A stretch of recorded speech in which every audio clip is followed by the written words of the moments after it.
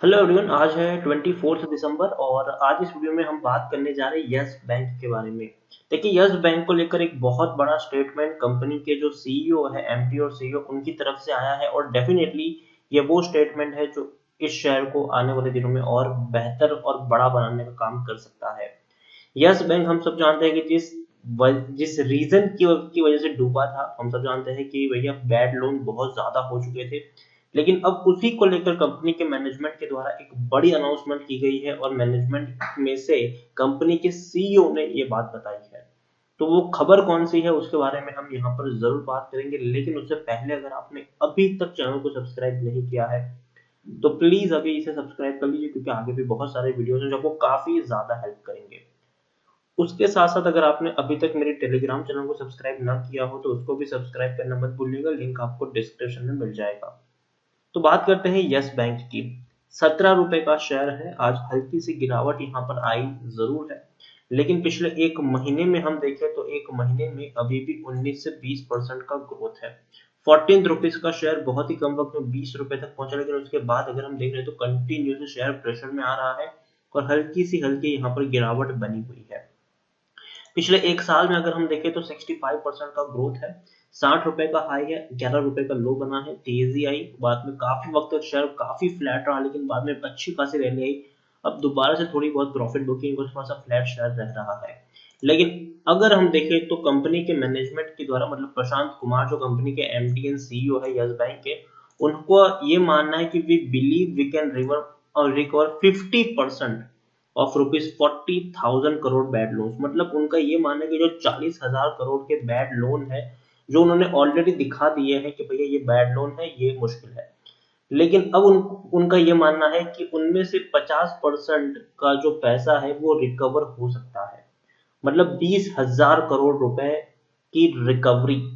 तो ये बहुत बड़ी बात है कि 20,000 करोड़ रुपए की अगर रिकवरी हो जाती है, जिसको बैंक अभी तक अपने लोन बुक में काउंट ही नहीं कर रहा था कि भैया ये पैसा आएगा कि नहीं आएगा, अब उनमें से भी अगर बैंक को 20,000 करोड़ रुपए मिल जाते हैं, उन रुपयों की अगर रिकवरी होती है, तो अगेन बैंक बहुत ही ज्यादा स्ट्रॉन्ग पोजीशन पे आ सकता है यहाँ से। और ये वाकई में एक बहुत ही बड़ा स्टेटमेंट है किसी कंपनी के एमडी और सीईओ के द्वारा दिया गया। तो कहीं ना कहीं इस रीजन के चलते डेफिनेटली आपको इस बैंक में एक अच्छी ट्रेडिंग होती हुई देखने को मिल सकती है, एक अच्छे से पोजीशन के ऊपर ये जाता हुआ देखने को मिल सकता है। अब देखिए, लार्ज कैप शेयर है, 44,000 करोड़ के आसपास का मार्केट कैप है। वॉल्यूम ट्रेड काफी हाई है, 12.5 करोड़ के आसपास का इसका वॉल्यूम ट्रेड है। बहुत बड़ी क्वांटिटी में अभी भी लोग यहाँ पर खरीदारी बिकवाली कर रहे हैं। प्रमोटर जो राणा कपूर एंड फैमिली थी वो ऑलरेडी यहाँ से एग्जिट हो चुकी है। अब इस बैंक की जो बागडोर है वो एसबीआई के अंडर में है। स्टेट बैंक ऑफ इंडिया अब इसको चला रही है।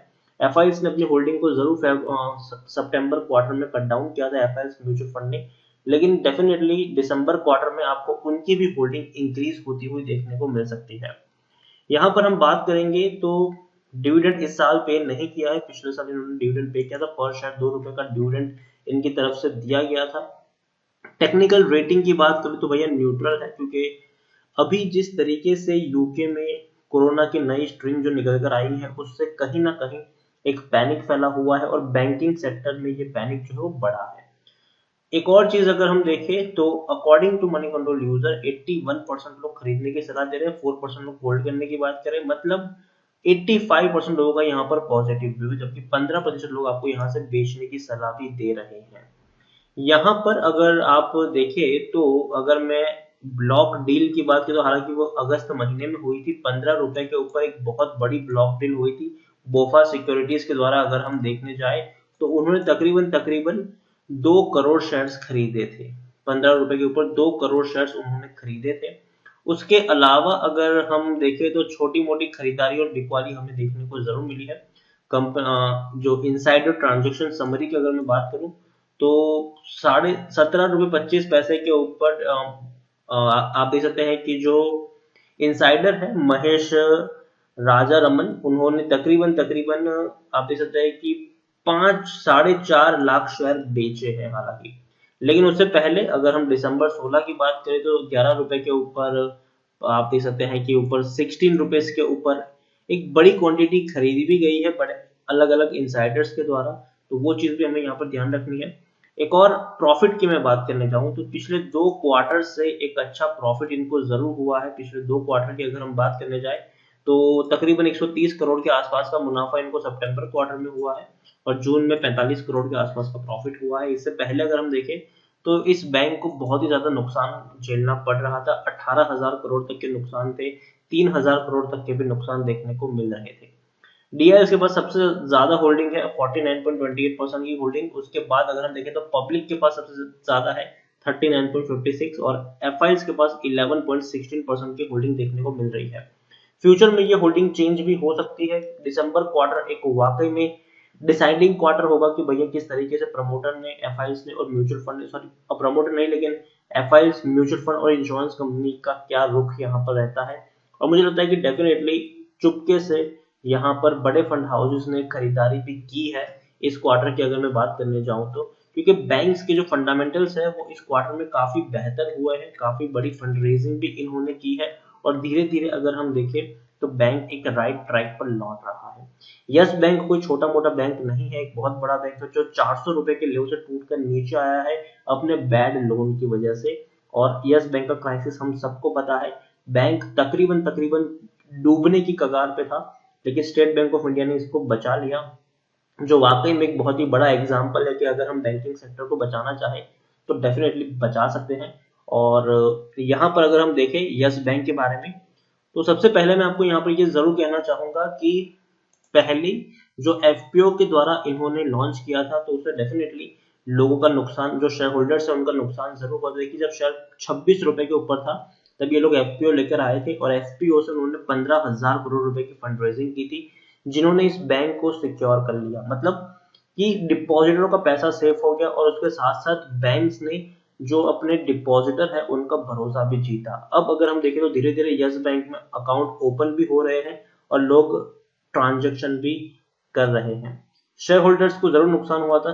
26 रुपए का शेयर 11 रुपए 12 रुपए तक टूट गया था, लेकिन बाद में धीरे धीरे हम देख रहे हैं कि बैंक में स्टेबिलिटी लौट रही है और लॉन्ग टर्म में उम्मीद की जा रही है कि डेफिनेटली ये एक अच्छे प्राइस पर पहुंच सकता है।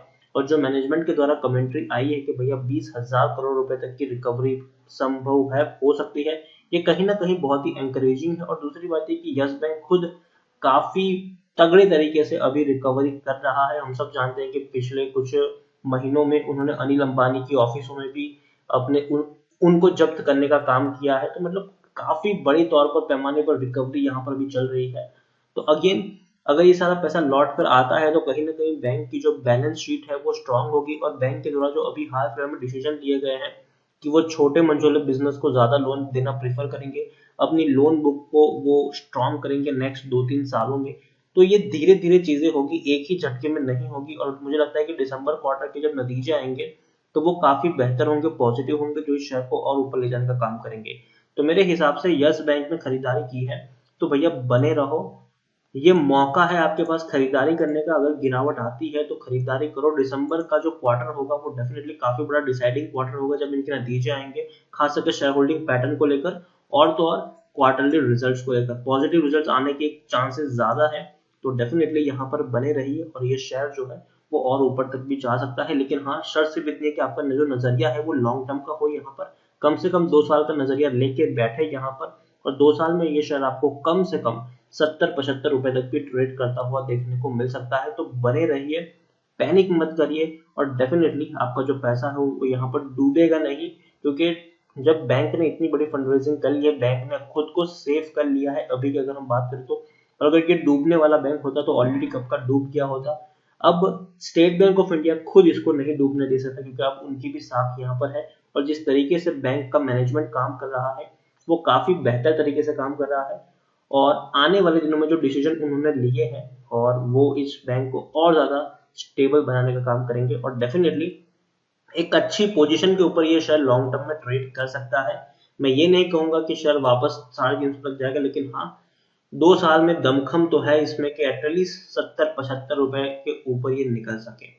तो इसीलिए खरीदारी की है, बने रहो।